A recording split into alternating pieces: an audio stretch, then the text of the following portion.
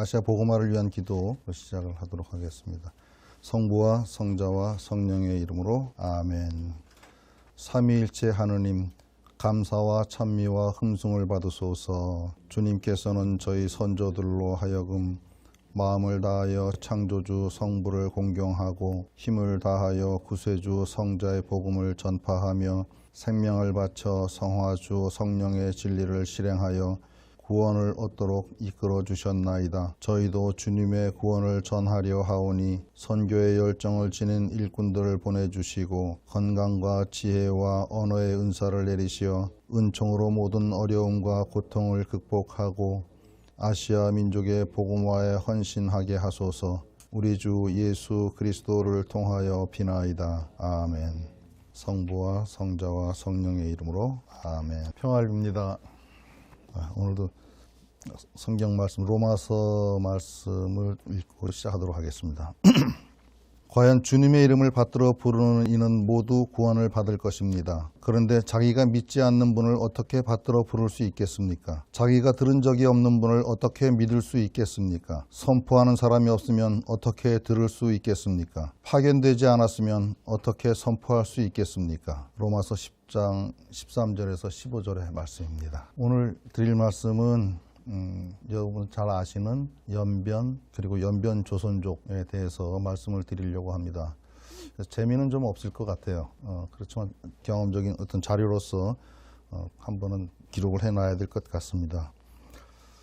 우선 연변하면 아시죠? 연변하면은 길림성의 동쪽 끝에 있는 한 지역을 말하는데 보통 사람들이 연기를 헷갈려요 자꾸. 연변은 한 큰 지역을 얘기하는 거고 연길은 그 지역의 중심 도시가 연길인 겁니다. 그래서 연변하면 넓은 지역을 얘기하는 거라고 생각하시면 됩니다. 우선 연변 조선족 자치주를 이해하기 위해서 중국의 행정체계를 좀 아셔야 됩니다. 보면은 우리나라에는 뭐 특별시 뭐 이런 광역시가 있고 그다음에 도가 있고 뭐 그다음에 군, 그다음에 읍면동 뭐 이렇게 돼 있죠. 그것처럼 중국의 행정 체계는 성급 행정구가 있습니다. 성급 행정구. 그 밑에 지급 행정구가 있고 현급, 향급, 촌급 뭐 이렇게 돼 있습니다. 그래서 보면은 성급 행정구라 그러면은 4개 직할시, 5개 자치구, 22개 성 이렇게 해서 31개 행정구역이 있는데 4개 직할시는 아시는 것처럼 뭐 북경, 상해, 천진, 중경 이렇게 되겠고요. 그리고 자치구는 내몽고 자치구, 그다음에 신장, 시장, 뭐 티베트죠. 그다음에 꽝시, 닝샤에서 5개 자치구가 있습니다. 자치구는 성급입니다. 이렇게 해서 모두 31개 행정구역이 있고 그 다음에 중국에서는 대만을 갖다가 23번째 성으로 생각하고 있습니다. 그래서 대만이 23번째 성이고 그 다음에 특별 행정구가 있죠. 홍콩하고 마카오가. 그 다음에 성급 행정구 밑에 지급 행정구가 있는데요. 땅지자 지급 행정구인데 거기에 이제 자치주가 포함됩니다. 성 아래에 있는 행정단위죠. 성과 현의 중간 행정단위로 자치권이 부여된 그 중간 행정단위입니다. 현이라 그러면은 우리나라의 군으로 생각하시면 됩니다. 성 그러면 우리나라의 도로 생각하시면 되고요. 물론 규모는 좀 다를 수는 있습니다. 그래서 성과 현의 중간 정도의 행정단위라고 보시면 됩니다. 이 자치주가 조선족 자치주만 있는 게 아니고 전국에 한 30개 정도의 자치주가 있습니다. 뭐 자치주뿐만 아니라 또 자치향, 자치촌도 있고 자치현도 있고 그렇습니다. 어쨌든 그중에서는 자치주가 한 30개 정도 있습니다. 길림성을 놓고 보면은 조선족 자치주가 길림성 안에 있습니다. 그게 이제 연변 조선족 자치주고 그리고 연변 바깥에 있지만 길림성 안에 있는 또 조선족 자치현이 있습니다. 그거는 장백현이라고 조선족 자치현입니다. 장백현은 어디에 있냐면은 그 백두산을 놓고 볼 때 서쪽에 압록강 발원지에 위치해 있는 현입니다. 군 정도 되겠죠. 장백현은 나중에 기회 되면 가보시면 아주 흥미로울 겁니다. 강 건너 바로 앞이 해산입니다. 해산진. 그래서 해산과 장백현이 그냥 개울 하나로 붙어 있습니다. 강가로, 압록강가로 나가기 위해서 들판을 지나고 밭을 지나가야 되는 게 아니고 바로 강가까지 마을이 형성되어 있고 해산도 마찬가지로 강가까지 마을이 형성되어 있습니다. 그래서 그걸 보면서 그런 생각이 들었습니다. 이게 만약에 한 나라라면은 강남, 강북이 되지 않았을까 하는 그런 생각이 들었습니다. 그래서 압록강, 강남은 해산, 강북은 장백현 이게 아닐까 하는 생각을 해봤습니다. 조선족 자치주의 역사를 간단하게 좀 보면은요, 우선 1945년에 아직 공산당 정부가 들어서기 전에 소련군이 그 동북 항일 연군과 함께 간도 임시정부를 먼저 만듭니다. 소련군이 만들었습니다. 간도 임시, 간도라 그러면 지금 그 연변을 포함해서 그 지역이 되겠죠. 근데 그해 중국이 이제 견제를 들어가죠. 45년 11월에 중국 공산당이 연변 행정 독찰 전원공사라는 걸 세웁니다. 뭐 이름은 복잡합니다만 하여튼 그 소련이 세운 그 간도 임시정부에 대항하는 그런 기관인 것 같습니다. 그리고 나서 1952년에 6.25 전쟁이 끝나고죠. 52년 9월 3일에 연변 조선족 자치구가 세워집니다. 자치구로 처음에는 세워졌습니다. 그러니까 성급이죠. 그때 당시에는 처음 세워질 때는 조선족이 62%였습니다. 연변 조선족 자치구 안에. 그러니까 조선족이 훨씬 더 많았었죠. 근데 무슨 생각이었는지 정확히는 알 수 없지만 3년 후에 55년에 자치구를 연변 조선족 자치, 연변을 갖다가 확대시킵니다. 그 옆에 바로 옆에 붙어있는 시가 도나시인데 지금은 연변으로 들어와 있습니다. 도나시라는 곳은 조선족이 한 2%밖에 안 되는 그 아주 한족들 마을입니다. 근데 그 도나시를 연변에 합쳐버리는 바람에 합치면서 연변을 지역을 넓혀줬죠. 그런 바람에 조선족 전체 비율이 36%로 떨어집니다. 그러면서 연변 자치구를 자치주로 다 이제 격화시켜버리죠. 예. 이렇게 해서 현재 연변 조선족 자치주가 지금 유지되고 있습니다. 연변은 두만강 발원지부터 동해로 나가는 끝까지 하구까지 거의 다 품고 있는 것이 연변입니다. 그리고 중국에서 아마 위도상으로는 가장 동쪽에 있는 곳이 훈춘일 거라고 생각합니다. 연변에 있는 그 동쪽에 있는 시인데 훈춘시가 아마 중국에서 해를 가장 빨리 보는 곳이 아닐까 이렇게 생각이 됩니다. 그 훈춘에서 또 바닷가로 쭉 나가면은 방천이라고 있습니다. 혹시 가보셨는지 모르겠는데 방천에 가면은 이제 전망대도 크게 세워놓고 거기에 보면은 러시아와 북한과 이렇게 세 나라가 국경을 맞대고 있는 곳인데 거기에 가면은 그 두 나라를 볼 수가 있습니다. 그리고 거기에서 더 이상 나갈 수가 없는데 바닷가가 아직 못 나갔죠. 거기서부터 바닷가까지는 한 15km 정도 떨어져 있습니다. 그래서 두만강 하구는 굉장히 넓어졌죠. 이제 거의 다 나갔으니까. 근데 바다까지는 못 나가고 중국이 막혔어요. 그래서 그 방천 그 전망대에서 이렇게 동쪽으로 보면은 날씨 좋을 때는 동해 바다가 보입니다. 15km 정도니까 그 앞에 아무것도 없습니다.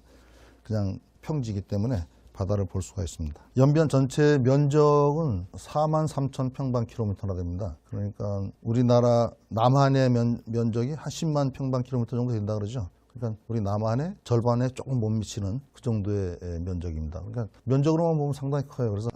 그래서 조선족들이 남한을 우습게 보는지도 모르겠습니다. 크지도 않은 나라, 조그만 나라에서. 뭐 남한 다 합치면은 남한만 보면은 길림성 정도밖에 안 되니까요.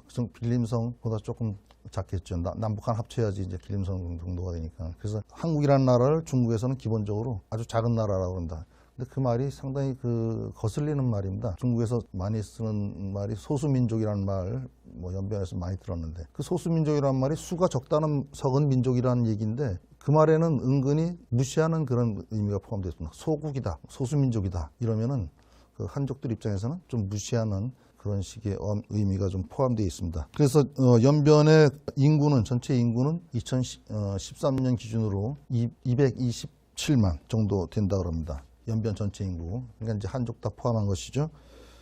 그 중에서 한 32%가 조선족이고 대부분 다 한족입니다. 64%가. 그리고 만주족이 한 2% 정도 된다고 합니다. 만주족이 아직도 남아 있습니다. 그 만주족이 사실은 더 있을 수도 있을 텐데 아시다시피 만주족이 청나라를 세우면서 만주족이 한족화돼 버렸습니다. 그래서 자기네들 전통이 다 없어지고 그러면서 그냥 한족인 줄 알고 사는 사람들이 훨씬 더 많습니다. 그리고 출생 신고할 때도 아예 그냥 한족으로 등록을 합니다. 그래야 나중에 사회생활하는 데 편하기 때문에. 그래서 만주족들이 많이 없어졌습니다. 연변 조선족 자치주의 초기의 상황을 좀 설명을 좀 드려야 할 것 같아서 그 연변의 어떤 유공자라 그럴까요? 조선족들 입장에서는 상당히 유명하신 분들, 이런 분들 몇 분만 좀 소개를 좀 해드리려고 합니다.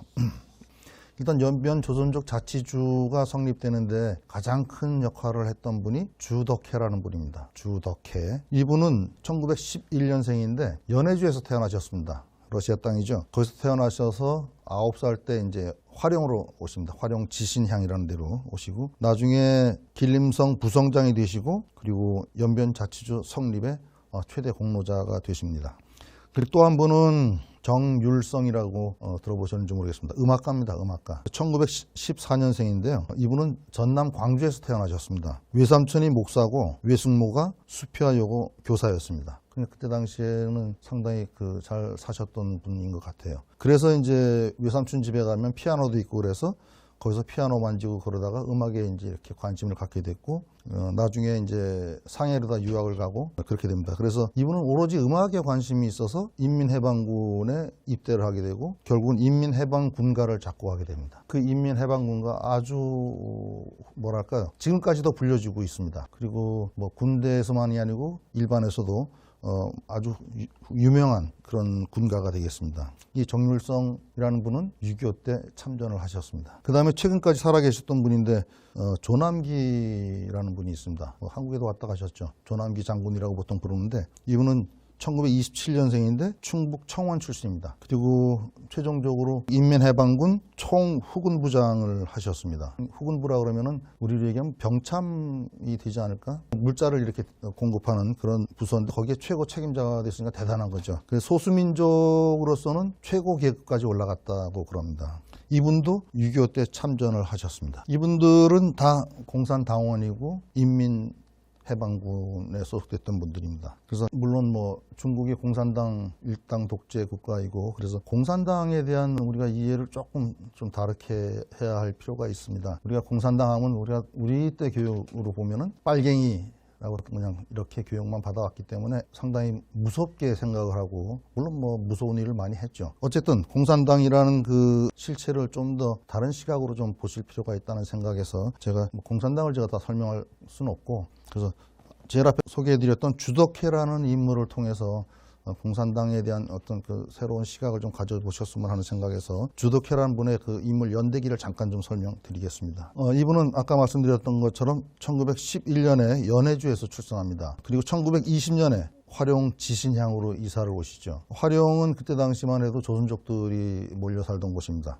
제가 선교를 했던 중심지가 화룡입니다. 이분 뭐 그때는 그렇게 조숙했는지 모르겠습니다만은 그 소학교 시절에 사회주의 사상을 배우고 그걸 수용하게 됩니다. 뭐 그때는 뭐 교육 받는 대로 다 수용했겠죠. 그 교장 선생님이 사회주의자였다고 그럽니다. 그래서 사회주의 사상을 수용하게 되죠. 1930년, 그러니까 한 19살 정도 됐을 때 흑룡강성 영안이라는 곳으로 이사를 가십니다. 19살이 해봐야 뭐 지금 생각하면 뭐 어린애들 같은데 그때는 어른 노릇을 했던 것 같습니다. 거기에 가서는 조선족들 한 40명과 함께 4개의 집단 농장을 만들게 되는데, 그리고 그해 1930년에 중국 공산주의 청년단에 가입합니다. 이 정식 공산당원은 아닌데 공청단이라고 그러죠. 뭐 허금도 주석이 공청단 출신인데 공산주의 청년단에 가입하게 되고, 뭐 그해 한 19살 그때부터 이미 그때 당시에는 그 지역이 다 일본들의 영향력이 큰 때였으니까 반일 봉기를 주도합니다. 19살짜리가. 아마 이때 당시에 그 19살짜리 청년의 마음속에는 조국을 위해서 반일 투쟁을 했다고 저는 생각이 됩니다. 그때 당시에는 반일하는 것이 가장, 항일하는 것이 조국을 살리는 길이라고 생각했으니까요. 그리고 1931년에 그 다음에 중국 공산당에 정식으로 입당을 합니다. 공산당원이 됐죠. 근데 가만히 생각해 보면은 저도 자세히는 모릅니다만은 그 당시에 어떤 깨어있는 지식인들이, 의식 있는 사람들이 가질 수 있는, 수용할 수 있는 사상이라고 한다면 사회주의 사상이었던 것 같습니다. 대부분 보면은 독립운동 하신 분들, 그분들 다 깨어있는 분들입니다. 조국을 위해서 헌신할 수 있는 그런 분들인데, 그분들이 받아들였던 사상들이 대부분 사회주의 사상을 받아들입니다. 그때 당시에는 아마 진보적인 지식인들이 가질 수 있는 사상이었던 것 같습니다. 그리고 그 사상을 가지신 분들이 일제에 저항하는 그런 구심점 역할들을 하게 됩니다. 그래서 이 19살짜리 청년이 뭐 그때 당시엔 민주주의라는 말이 어느 정도까지 알고 있었는지 모르겠지만, 사회주의와 민주주의 뭐 이런 것들, 그걸 구별해 가면서 내가 사회주의 받아들이겠다 하고 사회주의를 받아들인 것이 아니라고 저는 생각합니다. 19살짜리로서는. 그때 당시에 주변에 있는 것이 사회주의였고, 그리고 그것을 통해서 더 조직적으로 항의를 할 수 있고 조국의 독립을 위해서 일할 수 있다고 생각하면 사회주의 사상 받아들일 수 있었겠죠. 어쨌든 이렇게 해서 계속 반일 운동을 하게 되죠. 그러다가 1935년에 동북인민혁명군 제4군 제1사에 입대를 합니다. 중공군이 된 겁니다. 중국 인민해방군이죠. 동북이라는 것은 이제 동북 삼성 그쪽을 얘기하는 것 같습니다. 그리고 나서 37년에 27살 때죠. 모스크바로 유학을 떠납니다. 공산당에서 유학을 보낸 겁니다. 모스크바 동방 노력자 공산대학에 입학을 하게 되는데 뭐 오래 공부 안 했으면 한 2년 정도 공부했습니다. 그리고 1939년에 연안 팔로군 특무중대 지도원으로 이제 다 들어갑니다. 연안이라는 데가 그때는 공산당의 중심지였죠. 연안은 서안 그쪽 부분이 될 겁니다. 그리고 그 연안에서 조선혁명군정학교라는 걸 또 건립합니다. 이 조선혁명군정학교라는 게 아마 조선을 염두에 두고 한반도를 염두에 두고 세운 학교 같습니다. 하여튼 이렇게 해서 인민해방군 내에서 승승장구합니다. 그때는 뭐 소수민족 이런 것들을 크게 구분하지 않았을지도 모르겠습니다. 왜 싸워야 하니까 사람이 많을수록 좋았겠죠. 45년에는 이제 드디어 이제 연안에서 조선의용군으로 만주에 진출합니다. 만주의 중심 심양으로 이제 그걸로 진출하고 조선의용군 제3지대 정치위원이 됩니다. 전까지는 동북삼성이라고 해봐야 3개 성인데 이 성의 공산당원들이 90% 정도가 전부 조선족이었다 그럽니다. 한족들은 지금 뭐 연안 그쪽 중심으로 정민당하고 싸우기가 바빴으니까 동북삼성까지 그때는 들어오지도 못했죠. 그래서 공산당 조직은 있었지만 그 조직을 장악하고 있던 건 조선족들입니다. 우리 반도에 살던 우리 조상들이 독립운동을 위해서 아니면 여러 가지 이유로 그 만주로 이주해 갔던 분들이 한국의 독립을 위해서 그런 운동 같이 가담을 많이 했던 게 아닐까 하는 그런 생각을 해봅니다. 어쨌든 그 정도로 다 동북삼성 공산당에서는 조선족 우리 민족이 지대한 영향을 미치고 있었습니다. 장악하고 있었습니다. 그러면서 1947년에 이제 그 국민당하고 전쟁이 거의 끝나가는 시점이죠. 그 동북행정위원회의 건립에 참여하게 되고 민족사무처장, 뭐 민주일보도 창건하고 이렇게 됩니다. 그리고 1949년에 이때 이제 중국이 정식으로 건국을 하게 되는데 그때 당시에 중공연변지구위원회 서기를 하게 되고 북경에서 열리는 중화인민공화국 창건 협상에 참여하게 됩니다. 이쪽 지역 대표로다. 그래서 전국 정치협상회의 1기 전국위원이 되기도 합니다. 그러니까 조선족 소수민족의 어떤 그 대표성을 가지고 참여했던 것 같습니다. 그리고 기림성 인민정부위원이 되고 1950년 한국전쟁이 발발했을 때 한국에 들어가지는 않습니다. 6.25 참전하지는 않고 연변에 가서 이제 방공위원회라는 걸 만들어서 주임이 됩니다. 그리고 나서 1952년에 연변 조선족 자치구 서기가 됩니다. 이렇게 조선족 자치구를 만들어 놨는데 이제 55년에 이제 자치주가 되죠. 근데 이분의 일생을 놓고 보면 또 그 후에 계속 조선족들에게는 굉장히 중요한 중심적 역할을 해왔지만 1969년에 문화혁명 때문에 박해를 받고 호북성으로 쫓겨갑니다. 거기서 농장에서 일을 하게 됩니다. 문화혁명은 66년부터 79년까지 있었던 중국 사회운동이죠. 그래서 결국은 문화혁명이 끝나기 전에 72년에 호북성에서 61세로 사망합니다. 그리고 1978년에 그 명예가 회복이 되는데 어쨌든 이 주덕회라는 인물을 제가 이렇게 주목하는 이유는 초등학교밖에 나오지 않았습니다. 그리고 빈농의 아들이죠. 근데 사회주의 세상에 눈을 뜬 겁니다. 그래서 공산당에 입당하고 그때 당시엔 공산당에 입당하는 것이 그렇게 이상한 일이 아니었을 수도 있습니다. 어떤 불가피한 어떤 사회의 흐름 그런 속에서 조국을 위해서 민족을 위해서 어떤 사회에 눈을 뜬 청년이 선택할 수 있는 길이 아니었을까 하는 생각을 해봅니다. 그리고 모스크바 유학까지 갑니다. 소수 민족인데도 그 인재라고 생각되면은 이렇게 공부를 시켰던 공산당, 뭐 나쁘게 얘기하면 뭐 써먹기 위해서라고도 할 수 있겠지만 어쨌든 그 공산당의 어떤 그런 정책 같은 것들이 좀 새롭습니다. 그래서 이분이 중국 공산당 중앙에서 조선족의 지위를 지켰다고 이렇게 생각이 됩니다.